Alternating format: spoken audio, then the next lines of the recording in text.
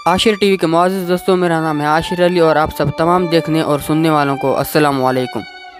नाजरीन, ये बात है साल 1914 की, जब एक साल का बच्चा जापान के एक गांव में खेल रहा था। तभी उसने 4 पहियों पर चलते एक मशीन देखी। ये फोर्ड कार मॉडल टी था, जिसको देखकर ये बच्चा हैरान हुआ। यही वो दिन था जब 8 साल के बच्चे को गाड़ियों और मैकेनिकल पार्ट्स से पहली बार लगा हुआ। इसका नाम था सुचाइरो होंडा, और किसको मालूम था कि आने वाले वक्त में इसका नाम हमें हर छोटी बड़ी गाड़ी पर देखने को मिलेगा। लिहाजा इस मालूमाती वीडियो को शुरू से लेकर आखिर तक ज़रूर देखिएगा। नाज़रीन, 1906 में जापान के माउंट फूजी के करीब एक छोटे गांव में सुचाइरो होंडा की पैदाइश हुई थी। इनके वालिद लोहार होने के साथ साथ पार्ट टाइम में साइकिल रिपेयरिंग का काम भी करते थे। होंडा के 5 बहन भाई पहले ही मुख्तलिफ बीमारियों की वजह से मर चुके थे।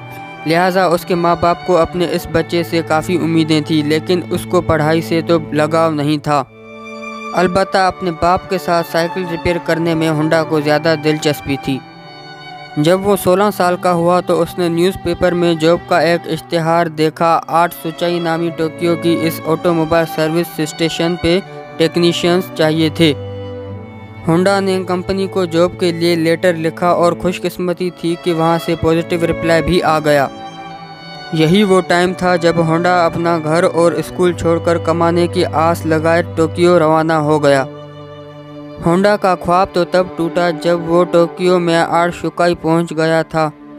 कंपनी के मालिक ने होंडा से सफाई सुथराई के काम करवाना शुरू कर दिए और यहाँ तक कि उसको बेबी सिटिंग पर लगा दिया। होंडा बेचारा करता तो क्या करता, एक तरफ वो अपने घर माँ बाप को छोड़कर निकला था और दूसरी तरफ उससे फालतू काम लिए जा रहे थे। उसको वापस अपने गांव जाने में शर्म आ रही थी, क्योंकि वो अपने पेरेंट्स को फेस करने की हिम्मत नहीं कर पा रहा था। यही वजह थी कि कई महीनों तक वो वहीं ऑड जॉब्स करने पर मजबूर रहा। कुछ ही महीनों बाद आर्ट शुकाई के मालिक ने होंडा से वर्कशॉप के काम लेना शुरू कर दिया। होंडा को इस काम में शुरू से बहुत इंटरेस्ट था, इसलिए वो चीज़ों को आराम से समझ जाता था। चंद महीनों में वो हर तरह की गाड़ी और उनके स्पेयर पार्ट्स के बारे में काफ़ी कुछ जान चुका था। आर्ट शुकाई ने 2 स्पोर्ट्स कार भी बनाई, जिसमें पहली गाड़ी आर्ट डाइमलर थी और दूसरी कर्टिस। ये दोनों गाड़ियाँ यूज्ड इंजन को इस्तेमाल करके बनाई गई थी, जिन्होंने जापानीज़ मोटर कार चैंपियनशिप 1924 में पहली पोजीशन भी हासिल की। होंडा अभी तक एक अच्छा मैकेनिक था, लेकिन इस रेस में वो एक ड्राइवर के साथ इंजीनियर के तौर पर बैठा था। यही वो इवेंट था जिसके बाद सुचाइरो होंडा ने मोटर स्पोर्ट्स को अपना रिलीजन बना दिया। अगले कई सालों तक वो आर्ट शुकाई में ही जॉब करता रहा और अपने एक्सपीरियंस को बढ़ाता ही रहा। 1928 में 22 साल की एज में उसके मालिक ने अपनी एक और ब्रांच खोलने का फैसला किया। ये ब्रांच हमामास्ता शहर में होना था, जिसको चलाने के लिए मालिक ने होंडा को जिम्मेदारी देकर वहीं भेज दिया। होंडा आर्ट शुकाई की इस ब्रांच को एक वर्कर से शुरू किया था और सिर्फ 2 सालों में 30 वर्कर्स तक पहुंचा दिया। वो अब एक ब्रिलियंट मैकेनिक और एक रेसिंग ड्राइवर बन चुका था। उसने अपनी महारत का फ़ायदा उठाते हुए अपने मालिक के लिए एक स्पोर्ट्स कार डिज़ाइन की। ये गाड़ी 120 किलोमीटर पर आवर की स्पीड पर चल सकती थी, जिसने पुराने सारे रिकॉर्ड्स तोड़ दिए थे। ये रिकॉर्ड अगले 20 साल तक जापान का हाईएस्ट रिकॉर्ड बना रहा। आर्ट शुकाई के मालिक के दिल में होंडा के लिए अहमियत मज़ीद बढ़ चुकी थी। वो अपना खुद का वर्कशॉप खोलना चाहता था, लेकिन शायद किस्मत को ये मंजूर ना था।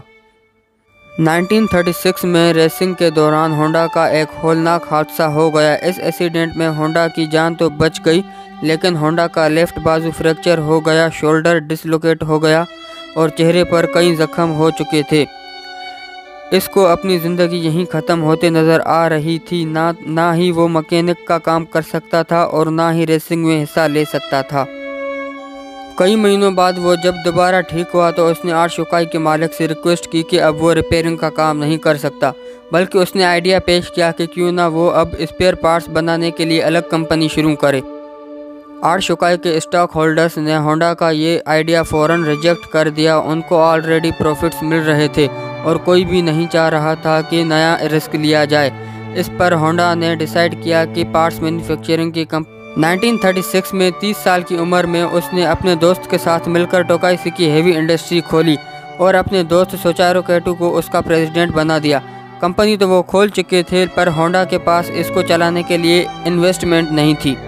वो दिन भर आड़ शुकाई के लिए काम करता था, जबकि रात में अपनी ही कंपनी के लिए इंजन पिस्टन बनाने की कोशिश करता था।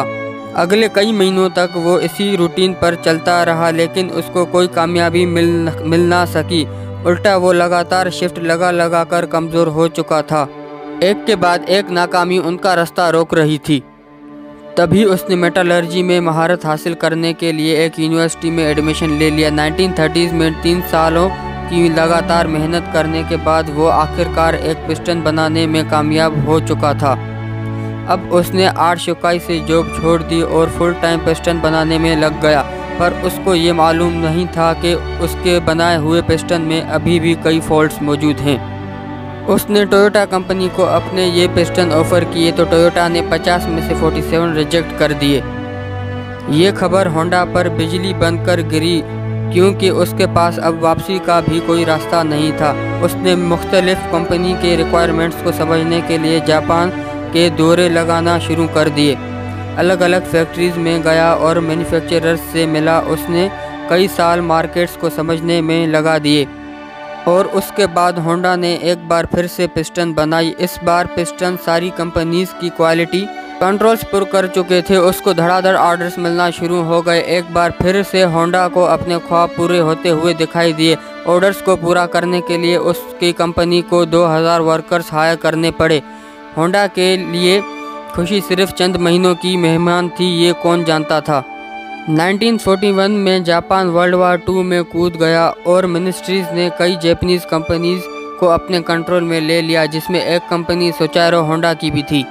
होंडा को डाउनग्रेड्स करके उसी की कंपनी में सीनियर मैनेजिंग डायरेक्टर बना दिया गया और चीज़ें तब मज़ीद ख़राब हो गई जब कंपनीज़ के वर्कर्स को मिलिट्री सर्विस में लगा दिया गया।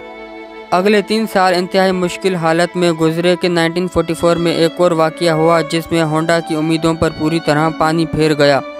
एयर रेड के दौरान एक मिसाइल सीधा होंडा की फैक्ट्री पर आ गिरा। पूरे मुल्क के हालात बद से बदतर होते जा रहे थे। जापान जंग हारते हुए दिखाई दे रहा था कि 1945 में न्यूक्लियर अटैक्स हुए जिसने जापान की सिरे से कमर ही तोड़ दी।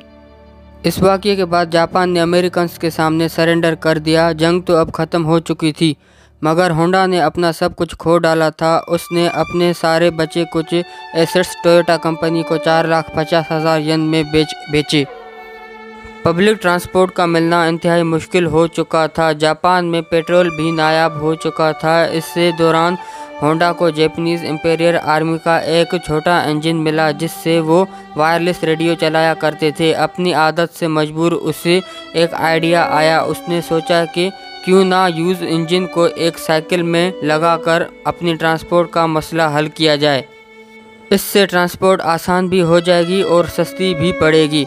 उस दौर में लोग पहले ही महंगाई से बहुत परेशान थे, तो जब इन्होंने इंजन एक साइकिल पर लगा देखा तो सबको ये आइडिया बहुत अच्छा लगा। चंद यूज्ड इंजन्स तो होंडा को मिल गए, लेकिन लोगों की डिमांड्स इतनी ज़्यादा थी कि अब होंडा ने खुद का नया इंजन डिज़ाइन कर लिया। ये हिस्ट्री में पहली बार था कि किसी मशीन पर होंडा का लोगो दिखा गया। होंडा के पास इतने पैसे नहीं थे कि वो मेन लेवल पे साइकिल बना सके, लिहाजा उसने 18,000 दुकानदारों के नाम एक ओपन लेटर लिखा। लोगों को होंडा पे इतना भरोसा था कि 3,000 दुकानदारों ने उसे पॉजिटिव रिप्लाई दिया और पैसे भी एडवांस दे दिए।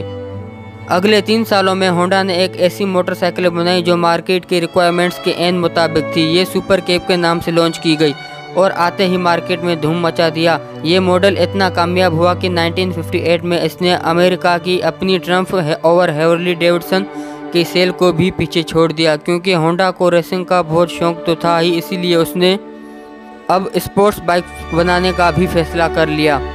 वो मुख्तलिफ बाइक रेसेस में जाता और जीतने वाली बाइक्स के खास फीचर देखकर नोट डाउन करता जाता। उस दौर में ऐसे स्पोर्ट्स कंपटीशन रेसेस से बढ़कर मैन्युफैक्चरिंग कंपनीज के लिए मार्केटिंग का टूल हुआ करती थी। चंद सालों में होंडा की पहली स्पोर्ट बाइक लॉन्च की गई जिसने 1962 इंटरनेशनल रेसिंग कंपटीशन में पहली पोजीशन हासिल की। इसी रेस ने होंडा का नाम पूरी दुनिया में फेमस कर दिया। 1966 में होंडा दुनिया की सबसे बड़ी मोटर बाइक मैन्युफैक्चरिंग कंपनी बन चुकी थी और 1968 तक ये 1 करोड़ यूनिट सेल कर चुकी थी। अपनी ज़िंदगी के 62 ईयर्स गुजारने के बाद आखिरकार सुचारू होंडा को कामयाबी तो मिल चुकी थी, लेकिन जो ख्वाब वो बचपन से लिए बैठा था वो अभी तक पूरा नहीं हो पाया था। होंडा अब कार मैन्युफैक्चरिंग की तरफ भी जाना चाहता था। लोगों ने उसको ऐसा करने से मना भी किया, लेकिन उन्होंने किसी की एक ना सुनी। उस वक्त जापान में ऑलरेडी टोयोटा और निसान जैसी कंपनीज अपना बिजनेस जमाए बैठी थी।